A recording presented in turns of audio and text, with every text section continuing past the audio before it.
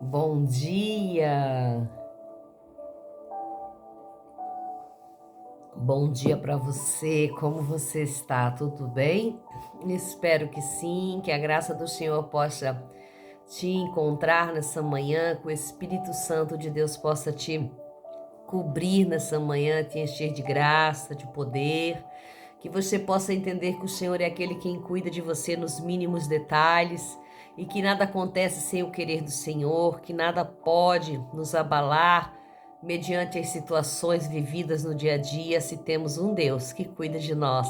E eu espero que essa manhã você esteja bem, nesse dia 8 de julho, que boas notícias cheguem até você, que boas novas da parte de Deus possam vir até você e você possa entender o cuidado do Senhor para com a tua vida. Em tudo dai graças, em tudo dai glórias, louvores, adoração por tudo aquilo que o Senhor tem feito na sua vida. Bendito seja o nome do Senhor em todo o tempo. E assim nos regozijamos nessa segunda-feira por todos os benefícios que o Senhor nos concede.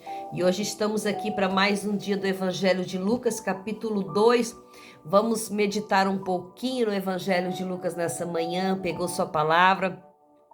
Pegou aí seu Novo Testamento, acompanha com a gente, fala com a gente o que você está recebendo da parte de Deus, coloca teu testemunho aí nos grupos, coloca teu testemunho aí nas redes sociais, dizendo o que Deus tem feito na sua vida através dessas palavras, através do Café com Palavra que Deus tem derramado todas as manhãs na minha e na sua vida. Que Deus abençoe você nessa manhã, que o Espírito de Deus seja pleno sobre você. Capítulo 2 do Evangelho de Lucas vai falar assim. Capítulo 2, 1. E aconteceu naqueles dias que saiu um decreto da parte de César Augusto, a fim que toda a população da terra fosse recenseada. E todos iam para serem recenseados, cada um na sua própria cidade. E subiu também José da Galiléia, da cidade de Nazaré, a Judéia, a cidade de Davi, chamada Belém, porque era a casa da família de Davi, a fim de ser recenseado com Maria, sua esposa, desposada com ele, que estava grávida. Versículo 8. E havia pastores naquela mesma região que estavam no campo, que velavam e guardavam durante os turnos da noite o seu rebanho. Eis que um anjo do Senhor veio sobre eles, e a glória do Senhor os cercou de resplendor e tiveram grande temor. Mas o anjo lhes disse: Não temais, porque eu vos trago boas novas de grande gozo, que será extensivo para todo o povo. Que na cidade de Davi vos nasceu hoje o Salvador, que é o Cristo, o Senhor. E isto vos será por sinal: achareis o menino envolto em panos e deitado numa manjedoura. 2,19. Maria, porém, guardava todas estas coisas, meditando em seu coração. Versículo 21. E quando os 8 dias se cumpriram para circuncidar o menino, foi-lhe dado o nome de Jesus, que lhe foi posto pelo anjo antes de ser concebido no ventre. Amém? Então começamos esse capítulo 2 do Evangelho de Lucas falando sobre o porquê, né, que José sobe a Belém. José vai para Belém. José habitava na Galiléia, em Nazaré, e de repente acontece todo um acontecimento no reinado ali, no momento que Roma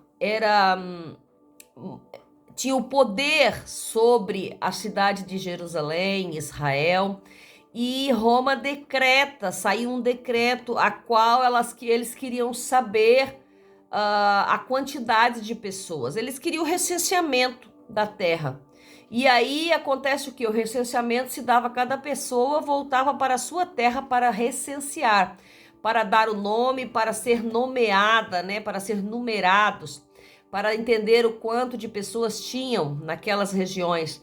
Então, através desse recenseamento, José é obrigado a subir com Maria para Belém. Então, nós vemos que José habitava em Nazaré, na Galiléia, mas de repente acontece todo um aparato na política da região, na política nacional, a qual José tem que se mudar, a qual José tem que ir para outro lugar. E ali, no entanto, poderíamos pensar, talvez José pudesse estar pensando, poxa, vou ter que mudar agora, Maria está grávida, está toda uma complicação, está tudo difícil, mas ali já havia a mão de Deus preparada para que se cumprisse o que estava escrito nas Escrituras, que o rei nasceria na cidade de Davi, que o rei nasceria em Belém, que o rei não nasceria em outro lugar. Então, para isso acontecer, tinha que haver algo, tinha que haver uma ação para que houvesse uma reação. Tinha que haver uma ação através de alguém. E Deus usa ali o César Augusto, que era ali o governador, o rei da época. Então, Deus usa ele para botar na cabeça dele que ele queria que o povo fosse recenseado. Então José sobe para Belém com Maria e chegando lá, estava se cumprindo o tempo de Maria dar à luz, estava se cumprindo o tempo de Jesus nascer. Então eles procuram lugares nos familiares, né? Que naquele tempo não existia hotéis, como nos dias de hoje. Os hotéis eram as próprias famílias, conhecidos que tinham. Então eles chegam e batem nas casas, batem nas famílias, batem nos lugares de conhecidos e ninguém lhe dá pouso. Todos dizem que estava tudo cheio, tudo lotado, não havia pouso para eles. Veja, não havia pouso para Jesus nas suas famílias, ali nas suas parentelas, porque o comum da época era buscar pouso na parentela, buscar pouso na família. E ali eles batem em todos os lugares e não havia pouso, não havia lugar para eles. Diz aqui na palavra que não havia lugar na estalagem, né? Mas estudando a história nós vamos ver que não existia nem estalagem, eram casas de pessoas, de famílias, então buscavam abrigo, né, nas famílias e não encontram nada, encontram simplesmente alguém que oferece, então um lugar na manjedoura, um lugar, quando a gente escuta a palavra manjedoura, a gente pensa uma coisa bem linda, né? Mas a manjedoura, um lugar no lugar dos animais, porque as casas eram construídas de uma forma que os animais ficavam embaixo e as casas ficavam em cima. Então alguém abriu a porta do lugar dos animais para eles. Alguém abriu o pior lugar para eles. Alguém abriu para eles dizendo, se você quiser dormir aí, durma aí, junto com os bichos.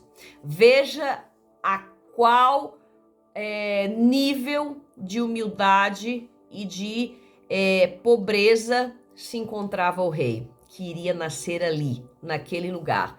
Mas era tudo um preparado para um cumprimento das Escrituras, para mostrar que o rei poderoso, o maior rei da história, o maior rei do universo, nasceria não em berço esplêndido, mas em berço simples, em lugar de animais. E assim foi, Maria deu à luz ali naquele lugar, naquela manjedoura, naquele estábulo, sentindo ali o aroma dos animais, sentindo sendo aquecida ali naquela noite pelo calor dos animais. Nós vemos que Jesus veio ao mundo dessa forma, de uma forma simples, de uma forma soberana ao mesmo tempo, porque Deus preparou tudo para ele. Deus preparou do princípio ao fim. Deus fez uma mudança de trajetos, de decretos. Deus fez uma mudança na política. Deus colocou ideias na política para que Jesus pudesse vir ao mundo.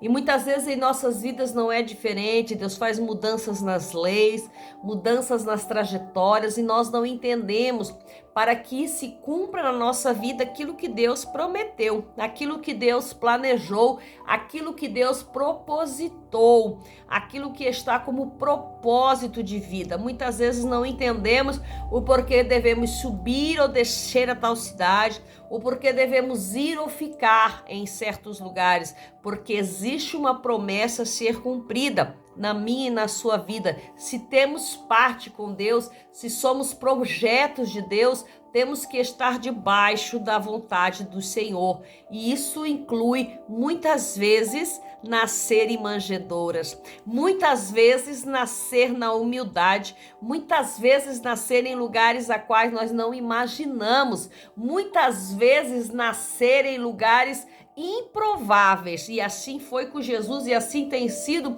em nossas vidas. Eu quero dizer para você nessa manhã, muitas vezes você acha que você está num lugar difícil, num lugar complicado, mas é nos lugares improváveis que Deus projetou algo especial para o teu nascimento. É nos lugares improváveis, às vezes no meio de animais, de pessoas às vezes que tem sentimentos frios, muitas vezes não tem sentimentos humanos, muitas vezes não se adequam com aquilo que você pensa, mas é nesses lugares improváveis que Jesus nasceu. É nesses lugares improváveis que nasce o propósito de Deus, que começa a nascer a libertação para a sua vida.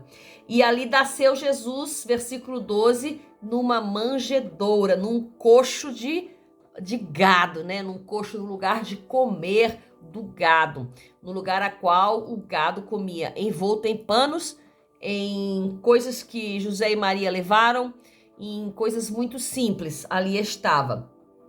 E diz a palavra do Senhor que veio o anjo até o campo e avisou os pastores para que se cumprisse mais uma vez a promessa, a profecia, né? Que os pastores do campo vieram vê-lo, e os pastores estavam arrebanhando e receberam a visita desse anjo, se assustaram, e o anjo disse: não se assuste, porque eu trago boas novas de grande gozo, eu trago boas novas, eu trago notícias boas nessa manhã para você, que o Filho do Senhor nasceu hoje, o Salvador. Nasceu aquele que vai trazer salvação para a tua vida. Nasceu aquele que vai trazer salvação para a tua cidade, para a tua história, para o teu desalento. Nasceu hoje aquilo que você estava pensando que já tinha morrido. Nasceu hoje algo especial para você. E assim foi. Os pastores vieram visitá-los e trouxeram todas as palavras do anjo. E trouxeram tudo aquilo e deram glória a Deus nas alturas e paz na terra, a boa vontade para com os homens da parte de Deus. Deus teve boa vontade ao colocar Jesus na terra, ao colocar o seu filho. E diz a palavra do Senhor que os pastores divulgaram tudo aquilo que tinha sido dito pelo anjo, divulgaram nas redondezas. Então, encontraram Jesus envolto em panos, encontraram Maria e José e divulgaram na redondeza. E diz a palavra do Senhor no versículo 19, Maria, porém, guardava todas estas coisas, meditando em seu coração. Imagine 9 meses carregando uma criança, entendendo quase nada do que tinha acontecido com ela, uma jovem menina de 15 anos, uma jovem mulher ali carregando um herdeiro de Deus, carregando o filho de Deus e não entendendo que as promessas estavam se cumprindo através da vida dela, não entendendo que todas as promessas de Deus estavam se cumprindo através daqueles acontecimentos.